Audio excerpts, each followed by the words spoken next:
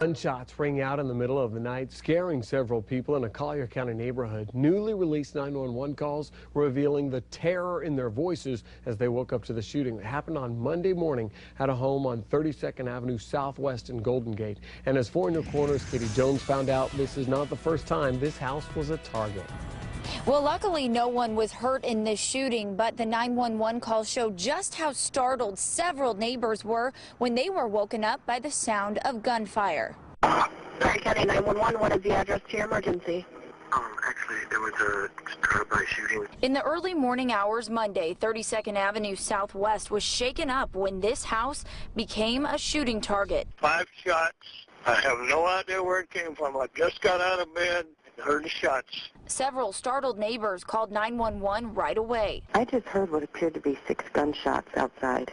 Evidence from the shooting still lingers at the home. At least 6 bullet holes can be seen from the second story near windows. Neighbors we talked to, too terrified to go on camera, say they fell to the ground fearing for their life and now worry it'll happen again. I'm very scared, very nervous. This isn't the first time the home's been fired at. Collier County Sheriff's reports show 2 other shootings happening in 2011 and 2012.